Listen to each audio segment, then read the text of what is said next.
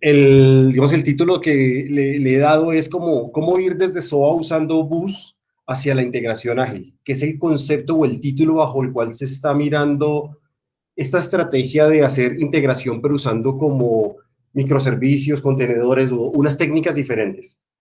A partir de eso, vamos a hablar, yo espero tomarme no más de 5 minutos para casi que mostrar la historia que hemos vivido todos, pero para poner en contexto de qué eso, cuáles eran los problemas que eso trae, que hoy ya vemos después de 15 años de estar haciendo integración, y cuál sería la solución que nos permita resolver esto y qué características tienen tanto el tipo de solución que se brinda como las herramientas tecnológicas de integración actuales para de pronto que son la evolución pues de estas plataformas de integración tradicional con las que hemos venido trabajando, pues en el caso banco ya hace muchos, muchos años, desde 2005 conozco esta historia.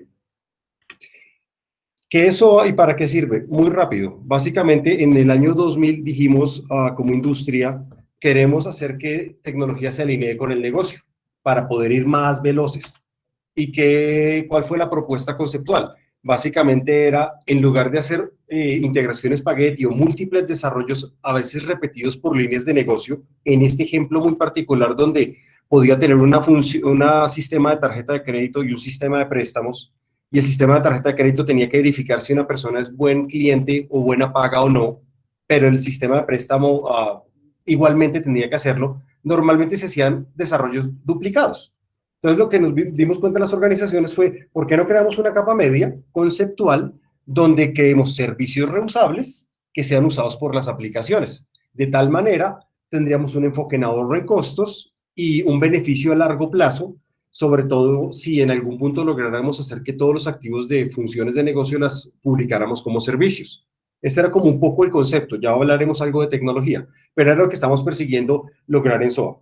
Ya hemos caminado, como les digo, personalmente yo 15 años este año cumpliré de estar trabajando con temas alrededor de SOA y hemos visto cosas buenas y no tan buenas que traía, como toda nueva tecnología trae consecuencias positivas y no tan positivas y retos que introduce.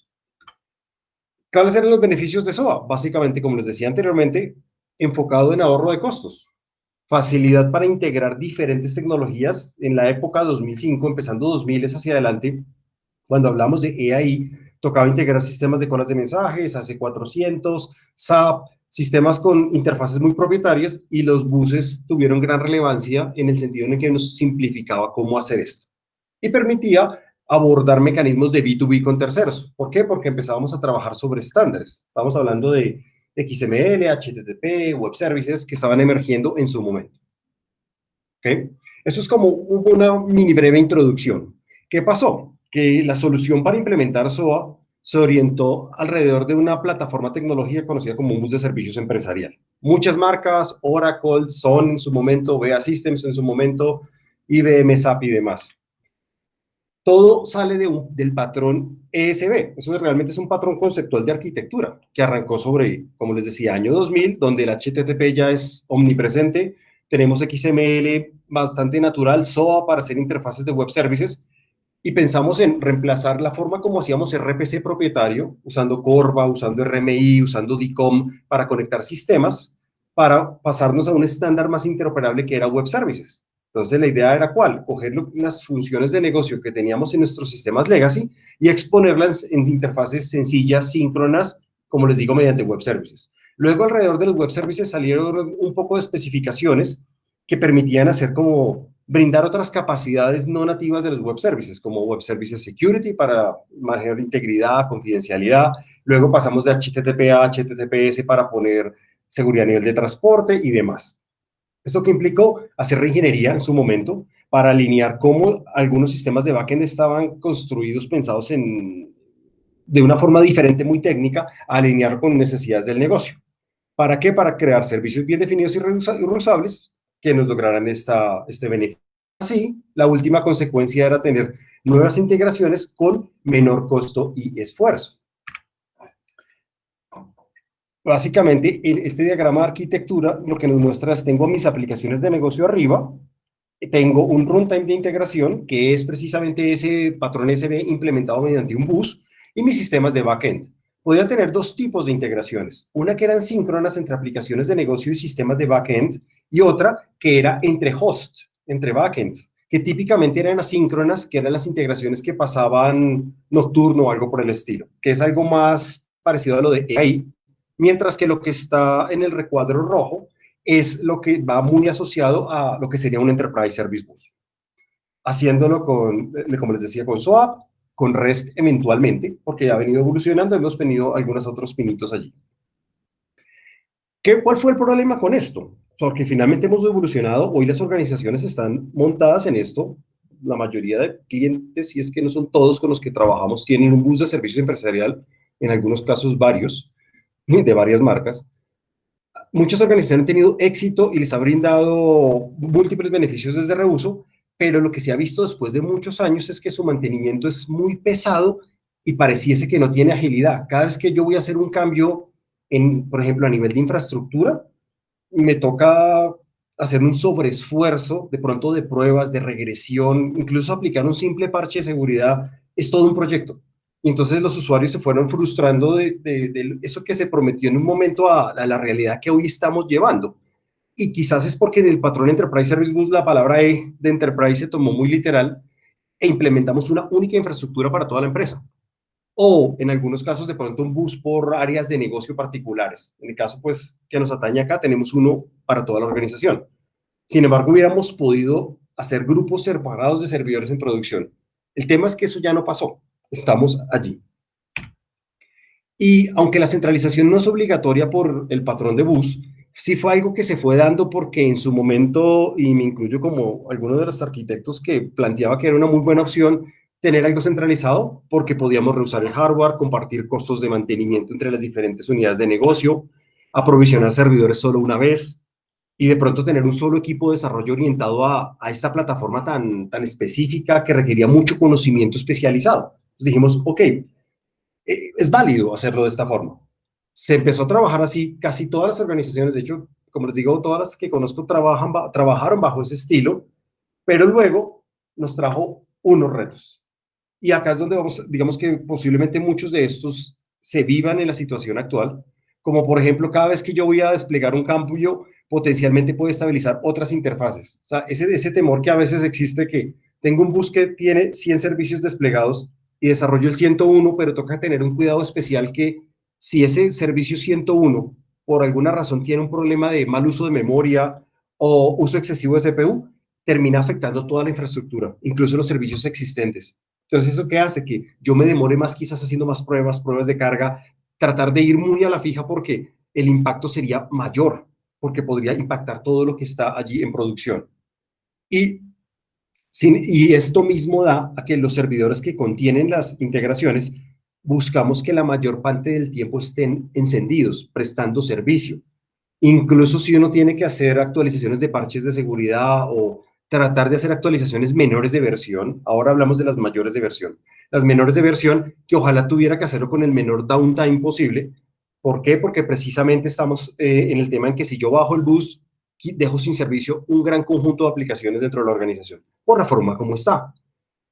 Es implementar y escalar las topologías de alta disponibilidad y recuperación de desastres son complejas y costosas por el mismo licenciamiento, no solo por las máquinas que requiere, sino por el tipo de licenciamiento que este tipo de plataformas da, y es una debilidad actual. Conozco un cliente que terminó haciendo un esquema híbrido donde tenía un bus muy azul y, y hacer un escalamiento les iba a costar algo más de $1.000.000 y al final era por unos servicios concretos que se necesitaban y terminaron colocando un bus de otro estilo que costó dinero, pues 200.000, pero mucho menos que lo que podía haber costado el otro para poder tener convivencia en marcas diferentes o con estrategias de integración diferentes, porque es costoso. En el tema de estabilidad, para mantener la estabilidad, lo que hacemos es que a menudo los servidores van rezagados y eso nos trae un doble problema. ¿Rezagado en qué sentido? Supongamos que uno tiene un bus marca Oracle, por sacar cualquier ejemplo abstracto. Entonces yo tengo un bus que está en versión 11, por decir algo, y tengo 100 servicios allí instalados. Resulta que alguien quiere desarrollar un nuevo servicio y ya hay funcionalidades o librerías o prestaciones mucho más sofisticadas que permiten o más fácilmente o que brindan mejor desempeño o mayor capacidad de conectividad, pero solo están disponibles en una versión superior. de la versión que yo tengo instalada. Tengo dos caminos.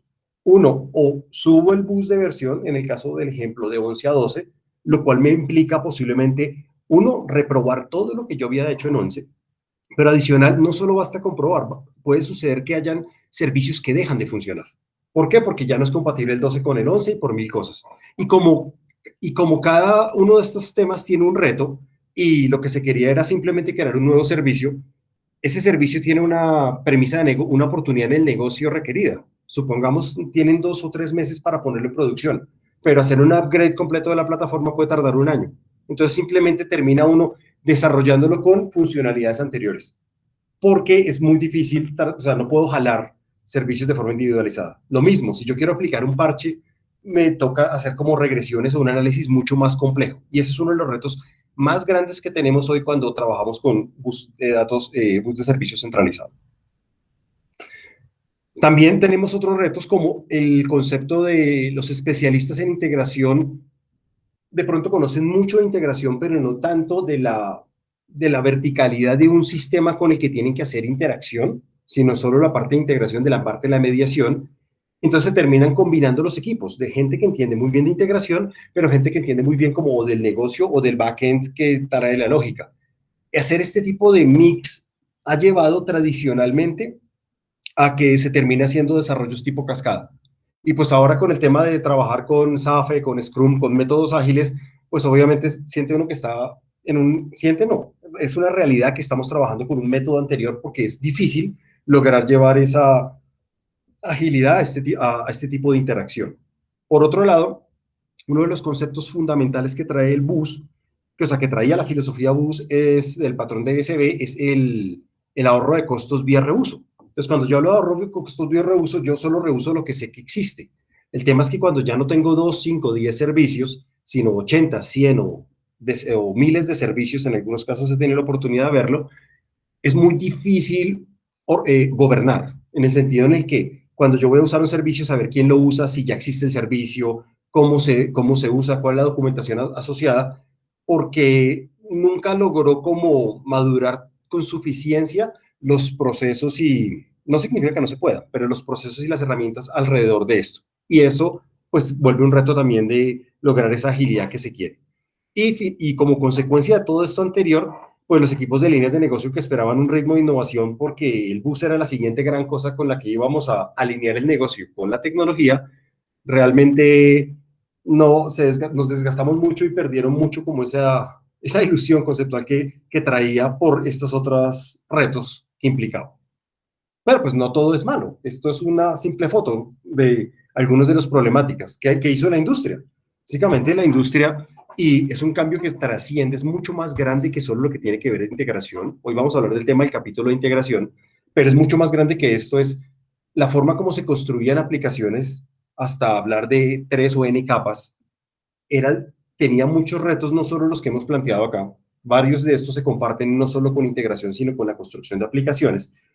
Entonces, como industria, se creó un nuevo estilo de arquitectura que permitiera resolver todos esos problemas. Con el tiempo veremos que saldrán nuevos retos, como todo lo que resolvió el bus con la integración Spaghetti previa a él, pero traerá nuevos retos. Pero por ahora nos enfocamos en resolver o tratar de anticipar retos futuros y resolver las necesidades anteriores. Para esto, voy a hacer un paréntesis también de nuevo, de 5 minutos para ilustrar el concepto de microservicios. Yo sé que la mayoría de personas que estamos acá ya hemos tenido la oportunidad de profundizar bastante sobre el tema, por lo cual esto es un overview muy ligero. ¿Qué son los microservicios? ¿Qué es la arquitectura de microservicios? Es una forma diferente de construir aplicaciones. Esto es más bien un repaso. Una arquitectura orientada a operaciones y funciones que se realizan, y acá empezamos a usar algunos términos que vamos a reusar hacia adelante, son realizadas por conjunto de servicios autónomos e independientes. Clave, independiente, que cada cosa es independiente a lo anterior. Un microservicio es como si fuera una mini aplicación que cada uno tiene su ciclo de vida y su forma de despliegue. Micro significa, o se refiere específicamente, es más a la forma como está construido por dentro, no a lo que expone. Y en el caso particular, cuando empezamos a hablar ya de SOA y de servicios, esto hace un match muy directo, porque el nivel, si yo tengo servicios SOA, servicios en un bus, no quiero usar la frase servicios SOA todavía, Si yo tengo servicios desplegados en un bus y están diseñados de una forma apropiada en su interfaz, no importa cómo estén construidos por dentro, pero lo que recibe por parámetro y lo que responde está bien concebido, si yo migro ese concepto de servicio a un esquema de microservicio, esa interfaz la debería mantener, porque conceptualmente recibe y responde lo que debe. Básicamente lo que estamos pasando es de aplicaciones monolíticas, así sean por componentes que comparten una gran infraestructura, a que cada aplicación sea algo independiente. Si una aplicación quisiera interactuar, si un componente quisiera interactuar con otro componente, no debería tener conexiones directas a, por decirlo de alguna forma, las entrañas propias de ese otro componente. Ya vamos a ver un poco más de detalle de esto. ¿Cuál es la diferencia entre una arquitectura de microservicios y SOA? Para empezar a ver las relaciones entre ambos. Yo puedo tener aplicaciones desarrolladas en la tecnología que corresponda. No es pertinente cualquiera en particular en este contexto. Acá podríamos hablar ya no de aplicaciones, sino de integraciones, escritas en lo que queramos. Yo podría tener otra aplicación u otra integración desarrollada en un estilo de microservicios. Esto ni pone ni quita con respecto al tema de SOA. ¿Por qué? Porque SOA se refiere a la exposición de servicios a nivel empresarial. No importa en qué está construida, si está construida en un ESB de hace 15 años, de hace 5, de hace 10, de hace 5, o en un arquitecto, o en un bus de microservicios, como veremos más adelante. ¿Sí? Al final es la capa de exposición conceptual de servicios se mantiene como concepto. Entonces, esa filosofía de tener funciones de negocio reusable se va a mantener, porque eso sí brinda la agilidad a las organizaciones. Lo que estamos haciendo es eliminando o dando alternativas de solución a estos retos que hemos visto anteriormente. Es importante y muy rápidamente tener presente cuáles son algunos de los requerimientos que implica implementar microservicios. Este slide, quienes seguramente ya han visto algunas de mis presentaciones, es reusado de allí. Hoy nos vamos a enfocar a requerimientos, pero orientados a integraciones construidas bajo microservicios, y a los runtimes que esto me va a brindar. Entonces, obviamente tengo que tener en cuenta con qué tecnologías lo desarrollo, cómo es la infraestructura de contenedores para ejecutarlo, cómo se despliega, cómo se promueve entre ambientes, cómo se monitorea y cómo se manejan los logs. Es algo que tendremos que tener un capítulo particular para entender qué implicaciones va a traer usar integración ágil. Ahora, esto es algo que, lo de microservicios, es algo que viene como una tendencia con mucha fuerza. Ya muchas organizaciones, pues en el mundo e incluso en Colombia ya han implementado soluciones de este estilo que ya están en producción y demás, pero muy orientadas, y en algunos casos pues de pronto bus. Ahora sí, y porque es como la nueva forma de resolver las soluciones, la forma como la industria ha creado para una arquitectura que nos permite tener solución a los retos que hoy en día se presentan en la forma como nuestra sociedad interactúa, temas de mayor escalabilidad que se requiere, un uso racional de la infraestructura, gestión de costos y demás. Si esto tiene sentido para crear aplicaciones de forma más granular, quizás esta idea también pueda aplicar al concepto de integración. O sea, es decir, uno podría coger conceptual de pronto un bus centralizado y partirlo en componentes más pequeños. Incluso uno podría llegar en un extremo no sé si eso es bueno o es malo, es parte como de una abrir pensamiento al respecto. Incluso uno podría tener hasta un runtime para cada integración. Imagínense que no tuviera, si tengo 100 servicios, tengo 100 contenedores separados. Bueno, aunque en muchos casos podría ser suficiente como agruparlos y tener grupitos ya lo veremos. Entonces, ¿en qué consiste como la estrategia? ¿Cuáles son la diferencia entre un bus centralizado como como que actualmente se tiene y lo que sería un despliegue granular de integraciones? Como se puede ver, o lo que se trata de ilustrar con esta gráfica, básicamente es que nosotros no vamos a cambiar a nuestros consumidores, no vamos a cambiar a nuestros backends. Podría pasar que cambien, pero no tiene que ver ni le suma ni le quita a lo que estamos pensando desde el punto de vista de hoy estamos con la camiseta de integración, ¿vale? Del middleware. Entonces, en lugar de tener un gran componente de integración, voy a tener como muchos componentes de integración desplegados. Entonces, si uno ya trata de hacer la analogía, es como si tuviera en lugar de una instancia de un Oracle Service Bus para 100 servicios, si tuviera 100 Oracle Service Bus chiquitos, uno para cada servicio. suponiendo que pues esa herramienta permitiera hacer contenedores, desafortunadamente no. Entonces, pues digamos, ese va a ser un reto importante que habrá que resolver. Esto me brinda varios beneficios. Al tener cada uno de los servicios de forma individualizada o independiente de lo de al lado. El primero es la agilidad y es quizás de las cosas que más nos pega hoy. La agilidad tiene muchos aristas en este concepto porque múltiples equipos podrían trabajar en integraciones de forma independiente, es decir, ya no como de pronto trabajar con un solo proveedor que haga todas las integraciones, sino dependiendo de cada tipo de integración podría hacerse de forma individualizada y esto podría eliminar cuellos de botella, por ejemplo. Incluso uno podría modificar, otro beneficio que traería es desde la perspectiva de agilidad es que yo puedo evolucionar un flujo, una integración independiente de las demás. Si, por ejemplo, yo hago una integración que por dentro corre en JDK 1.8, por dar cualquier ejemplo, y tengo otra integración que necesita correr en JDK 9, yo puedo tener las dos al tiempo funcionando sin que una me impacte a la otra. Y es más, si yo quiero actualizar de la que estaba en JDK 1.8, pasar a JDK 11, podría hacerlo sin impactar la anterior que estaba en versión de JDK 9 para ilustrar el concepto. Entonces puedo tener diferentes evoluciones y es como si, haciendo la analogía, aunque no es posible este ejemplo, pero haciendo la analogía para ilustrar lo que quiero plantear, es como si yo pudiera tener un servicio en Oracle 11 y otro en Oracle 12 C-Release 1 y otro en Oracle 12 C-Release 2 y los tres funcionando. Y si mañana decido que el de 11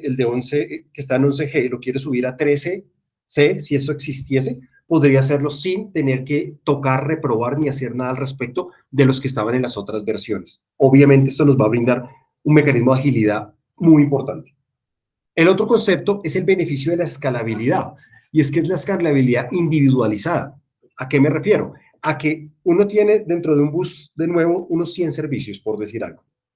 Y entre los 100 servicios que yo tengo, por ejemplo, 5 o 10 como máximo, normalmente, usando el Pareto. 5 o 10 que consumen el 90% o de CPU o tienen el 90% de las transacciones que se reciben allí, de peticiones que se reciben allí. Sin embargo, no puedo escalar de una forma independiente estos servicios que necesitan de pronto más capacidad de cómputo que los demás. ¿Sí? Y si estos servicios que se usan más que los demás llegan a recibir mucha más carga, tendría que crecer todo el bus como tal, porque no tengo forma como de individualizar de una forma simplificada esto. Acá, en el concepto, es que cada servicio pudiera tener tantas instancias como sea requerido, cada integración, dependiendo de la carga que pueda recibir. El otro concepto, que es uno de los más fundamentales también, es los beneficios alrededor de la resiliencia.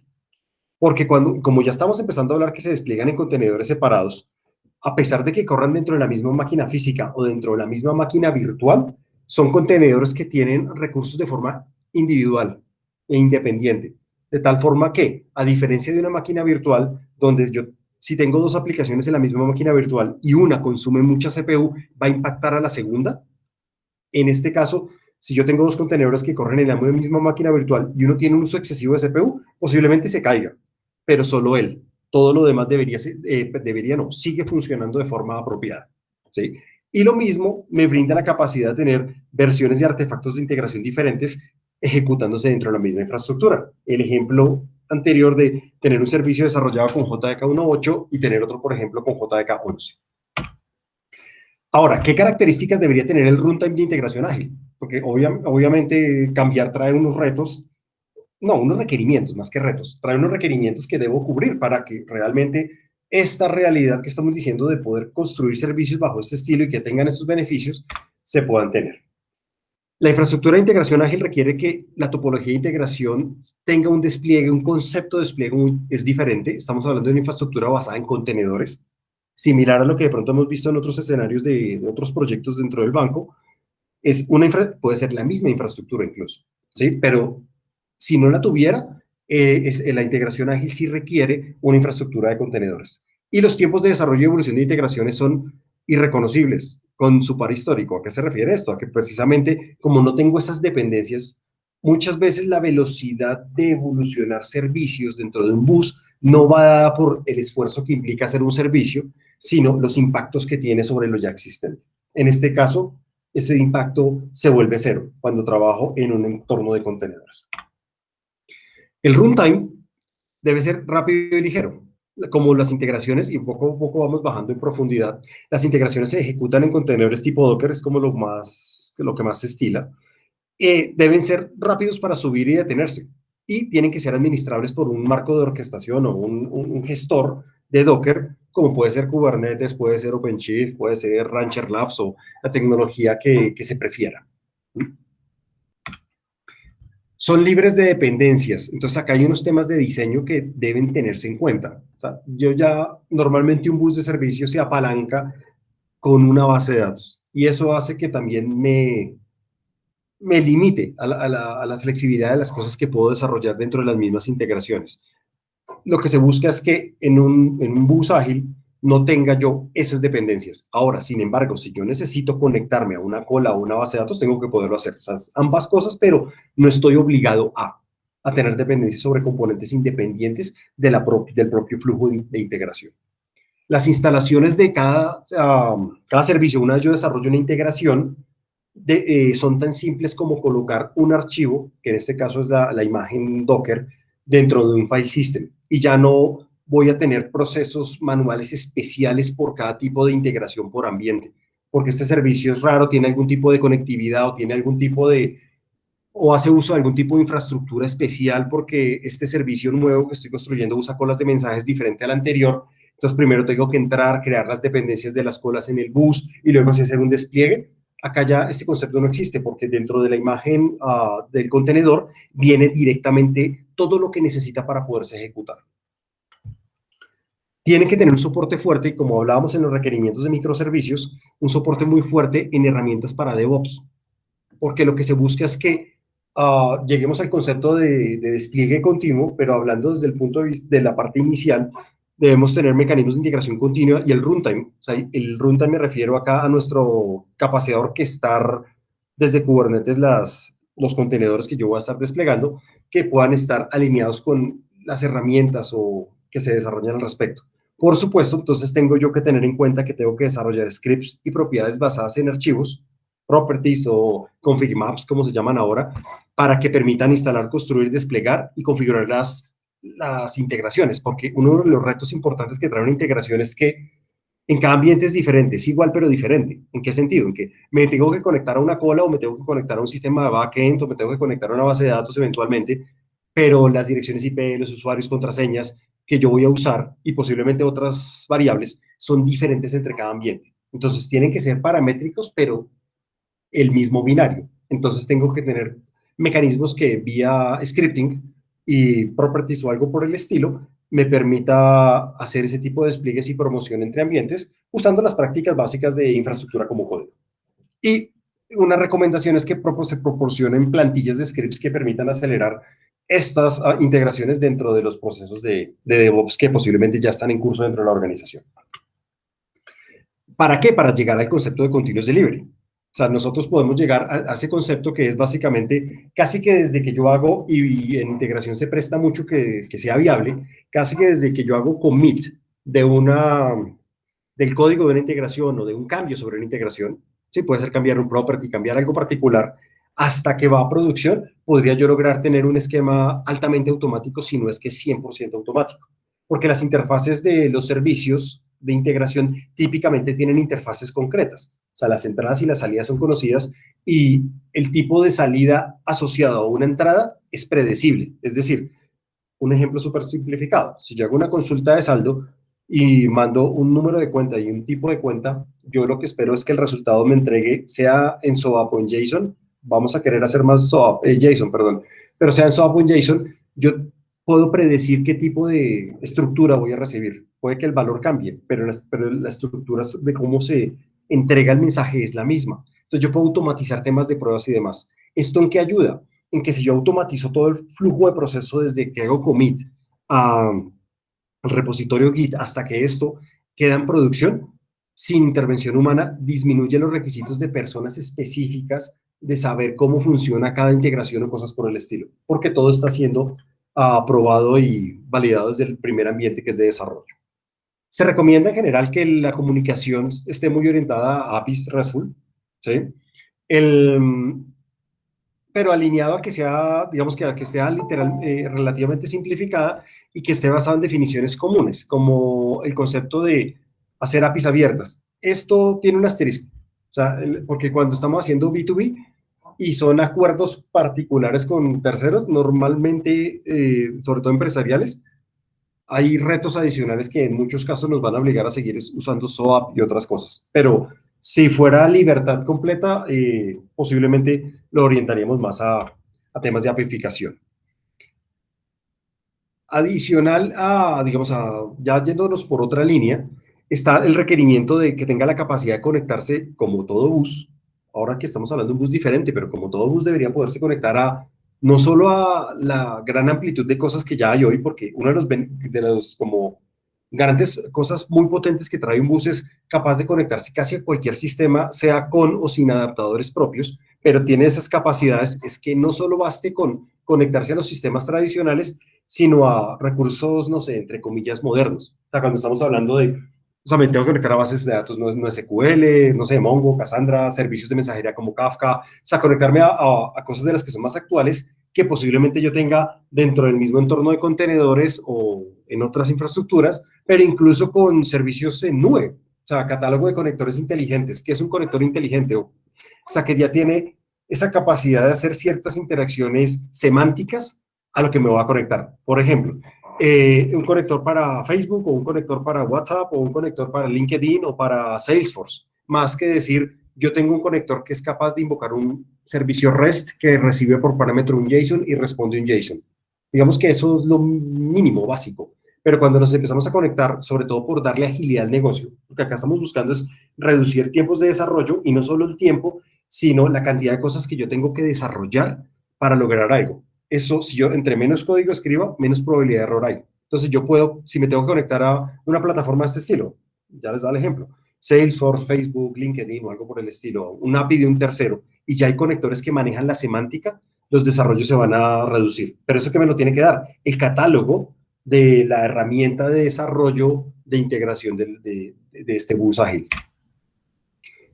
En línea con eso, precisamente tengo que contar, o sea, como unir los dos mundos, lo anterior que yo tenía ese gran catálogo de capacidades de integración, pero por otro lado también tenía como una herramienta de desarrollo que era muy enriquecida y me permitía, lo hablábamos coloquialmente durante muchos años, de hacer integraciones flechita oriented programming, que uno podía arrastrar del origen hasta el destino y que conectaba con adaptadores nativos de la plataforma, que eso lo siga teniendo, ¿sí? Que no sea solo sentarse a tirar código, abro Spring Boot y le hago, sino que realmente yo pueda tener como esas capacidades que simplifiquen, uno, las necesidades de entrenamiento en profundidad, muchas tecnologías de parte de los desarrolladores, y dos, digamos que aceleraría precisamente la forma como yo hago desarrollos. Entonces, digamos que eso también está pensado en que combinamos ambas cosas de ambos mundos. Las fortalezas de diseño, de interfaces de integración, más las capacidades de runtime que estamos hablando. Por otro lado, hablamos también del tema de mantenimiento. Entonces, digamos que el mantenimiento en producción funciona diferente por la misma forma como se conciben este tipo de integraciones. ¿A qué me refiero? Me refiero específicamente a que si, por ejemplo, yo necesito cambiar algo que ya está puesto en un ambiente productivo, por decir algo, no importa si es actualizarle algo tan profundo como un JDK, ¿sí? Pero también podría ser cambiar un property, también podría ser cambiar algún tipo de parámetro de más. Realmente yo no lo hago directamente sobre el servidor de producción. De pronto uno está acostumbrado a que crea bajo su comité de control de cambios, hace un RFC y plantea qué es lo que se quiere hacer en producción y, por ejemplo, entra al sistema actual de producción y cambia el parámetro, ¿sí? Con todos los controles y adheriéndonos a las políticas de seguridad de la información y demás, pero voy y lo cambio directamente sobre el ambiente. En este caso ya no va a ser posible. ¿Por qué? Porque todos los contenedores deberían ser, todos los contenedores que están en runtime, los pods, que están instanciados en tiempo de ejecución, que corresponden a una misma integración, deben ser iguales. Entonces, ¿cómo yo hago un cambio que tengo que hacer sobre un ambiente de producción? No lo hago allá, lo hago en dónde. Posiblemente lo hago en desarrollo, directamente sobre el Git. Ajusto algo allí y lo que va a pasar es que ese contenedor se tiene que mover entre ambientes. Podría uno pensar inicialmente que eso es un proceso que puede ser más lento que incluso lo que hago hoy, que es entrar a producción y hacerlo, pero esto sumado con los procesos de despliegue continuo y DevOps colocados dentro de todo este concepto de abordar como un bus de integración ágil, es decir, no es solo la herramienta, tiene también que ver con procesos, me va a permitir incluso hacerlo más rápido. Ahora, ¿por qué es requerido? Más allá de que sea una buena práctica, es que no habría cómo operarlo de una forma diferente. Porque si yo llego a cambiar un contenedor prendido, no significa que no lo pueda hacer, pero lo que va a pasar es que yo voy a empezar a competir contra la infraestructura de orquestación de Kubernetes. O sea, ¿qué va a pasar? Que yo tengo un contenedor y entro directamente al contenedor y le cambio una propiedad, porque necesitaba cambiarle un parámetro, hacer que las conexiones no fueran 4 hacia una base de datos, sino 5, algo de ese estilo. Cuando yo cambio esto, ¿qué va a pasar? Que es que la infraestructura de Kubernetes no se va a dar cuenta y como tiene bastante autonomía para gestionar la resiliencia y la escalabilidad, si en algún punto necesita escalar ese contenedor, lo que la infraestructura de Kubernetes va a hacer es levantar otro. Pero el que va a levantar no es una copia del que yo tenía afinado o modificado, sino el que estaba en el registry, en el repositorio donde están los contenedores. Y en algún punto, el mismo Kubernetes podría tomar la decisión, porque ya la carga bajó, por ejemplo, de destruir la instancia que yo afiné. Entonces, ¿qué pasaría? Pierdo el cambio. Entonces no podría hacer, interferiría con la capacidad del motor de orquestación de contenedores de crear sus propias instancias de contenedores por voluntad, ya sea para failover o para hacer escalamiento. Ay, perdón. Desde la perspectiva de monitoreo, también cambia el concepto. Yo no debo, no es recomendado y en la práctica no se hace que el monitoreo yo lo haga directamente sobre los servidores en vivo. ¿En qué me refiero? Sobre los contenedores funcionando.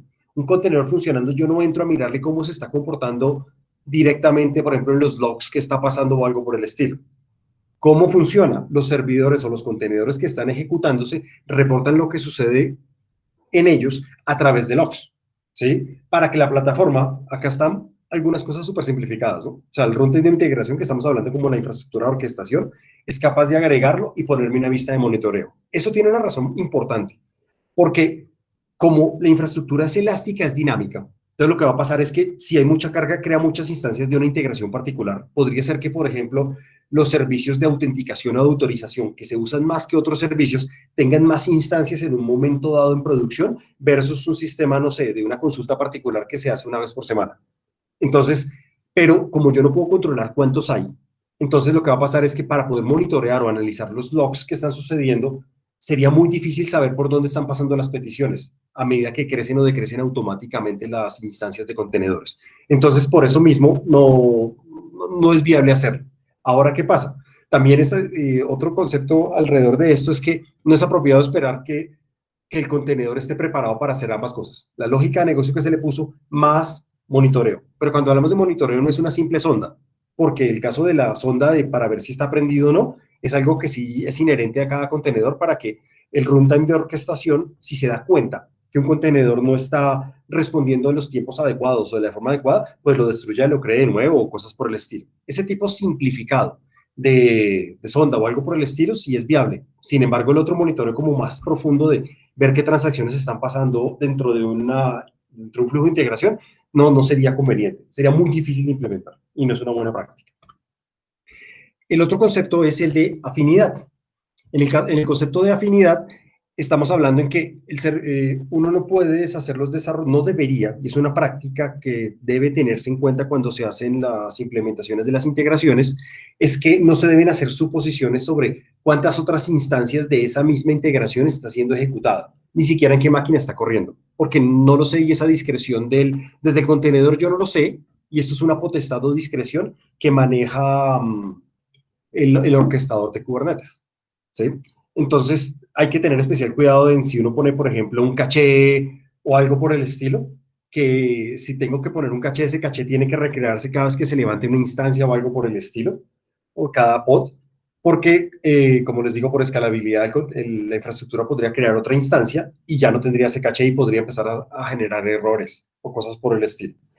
Es importante como tener presente ese otro aspecto.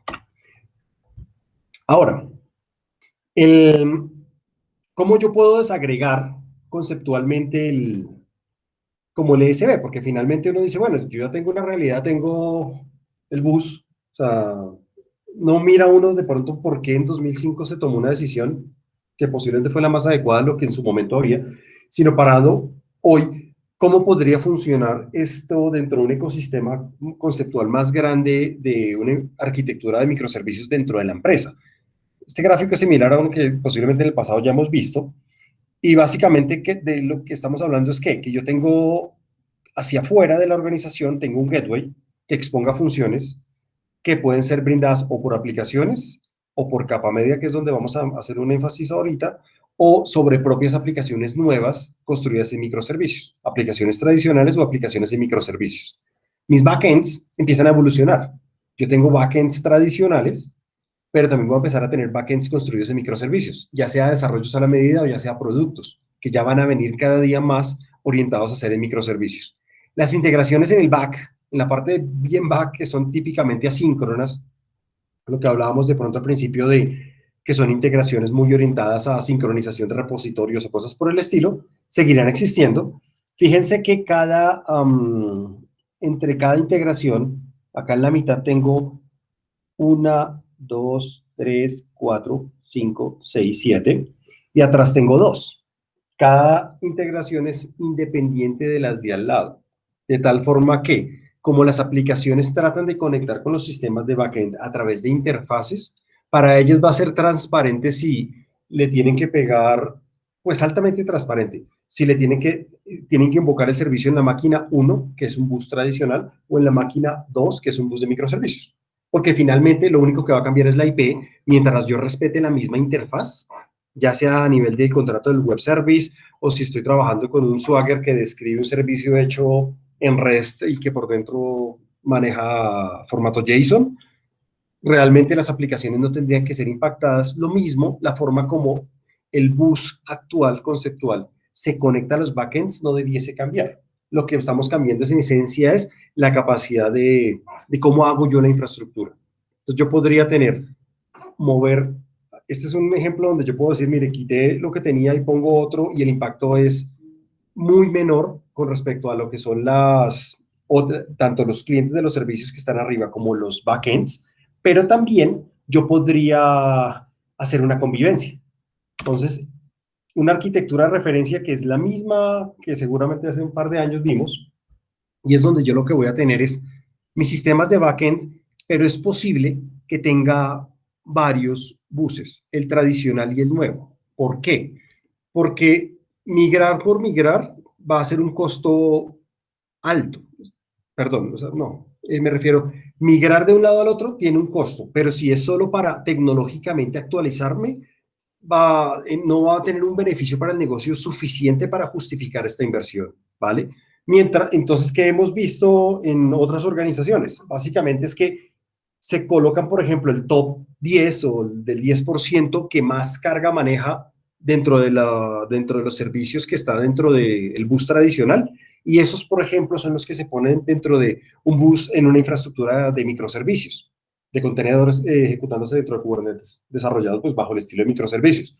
¿Para qué? Para bajar en gran medida la capacidad de cómputo requerida en el bus tradicional. Eso normalmente reduce costos suficientes en que permite apalancar el bus de al lado.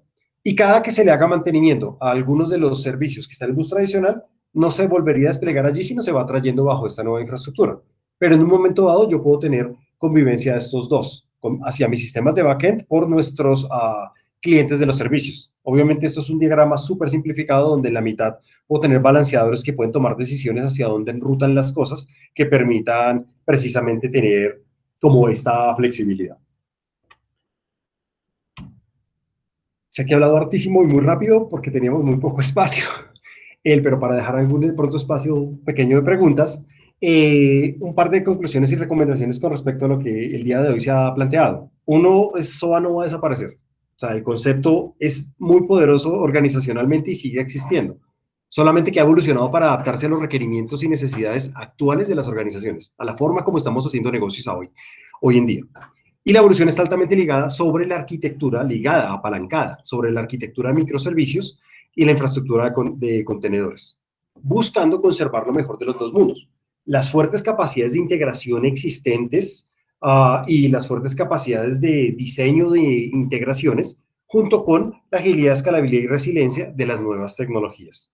Y puede existir la convivencia con lo existente o con lo actual, mientras se realiza transición a esta arquitectura de integración ágil. Esto, pues, obviamente ha sido un gran conjunto de información muy poco tiempo, pero pues precisamente me gustaría ver si tienen por alguna inquietud o algo al respecto, pues porque creo que esto es muy pertinente a la realidad que hoy se está viviendo y posiblemente a lo que se quiere plantear en evolución futura.